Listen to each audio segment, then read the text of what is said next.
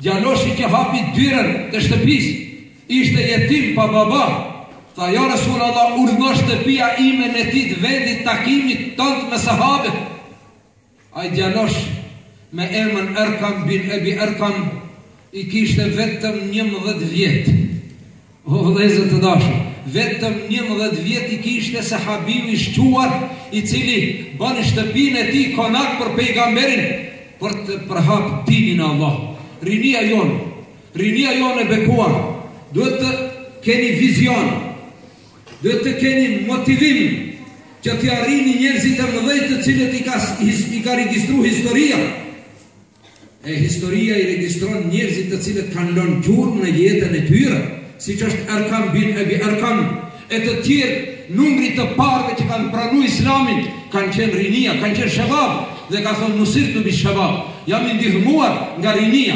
Më afër, histori më të afër në të marim, ju e dini kush e ka çliru Konstantinopol, kush e ka thy kalan, kush ka hi brenda në kalan e Konstantinopolës, kush ishte atëhere?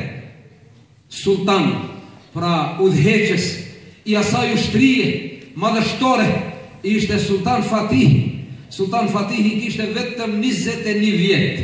21 vjet sultani, dhe në udhëheqjen e tij po çlirohet Stamboll. Vëllezër të dashur, pra Israja na përkujton qëndrueshmëri, Israja na përkujton guximshmëri, Israja na përkujton trimëri. Andaj i dërguari sallallahu alaihi wasallam me qëndrimin e tij qëndronte sikur graniti, me gjithë provokimet dhe problemet që përjetonte, akuzat e shpifjet, por ai nuk i ndëgjon, as pak nuk u mirke me to, akuzat të rënda, shpifje e llogaritnin për qarës. Një herë i dërguari sallallahu alaihi wasallam, duke kalu rrugës Medines, e takoi një grua plak, e cila i kishte disa bukallë apo disa shtamba me ujë. Tha, më lejon t'i baj? Tha, urdhno djalosh.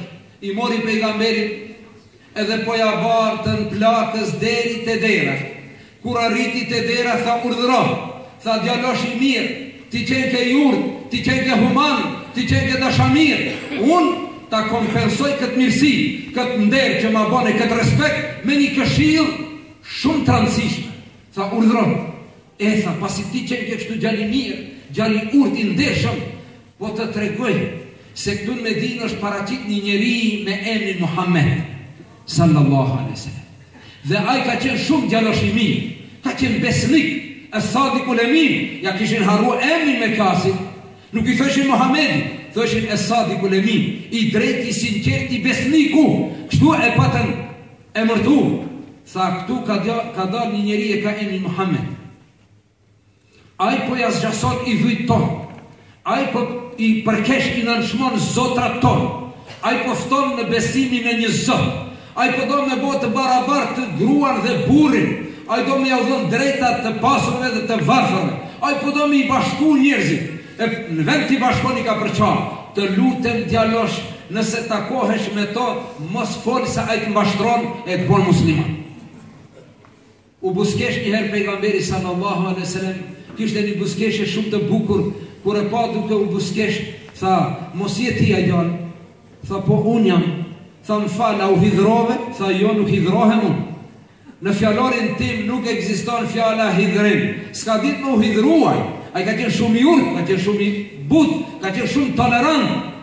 Andaj vëllezër të dashur, në atë moment që ai jetonte kështu i provokuar, i trazuar, ja maltretonin shokët e tij, ai qëndronte si graniti, dhe fjalët e tyre nuk i merrte parasysh. Ai nuk ndëgjonte çdo fjalë. Andaj tregohet një rast. Kjo vlen para ata të cilët duan të bëjnë diç, a më shumë ndëgjojnë fjalë tjera, fjalët e hallkive. Jo, po do më thënë kështu. Një djalosh i ri, po që se fal namaz i rregullt, përkushtohet Islamit, shokët i thënë u ka bë haxhi. Një bia jonë muslimane e re nëse mbulohet, i thënë plak. Atje të na në një rast ka shku në darsëm një vajzë e re e mbuluar, kanë pyet gratë tjera, pse kjo ka ardhur me shami, mos ka dhe një rast vdekje të shtëpia? Se veç për det tash ka më mbulu. Pra, këto fjalë nuk ka nevojë me ndëgju, ashtu siç nuk i ka ndëgju pejgamberi sallallahu alaihi wasallam.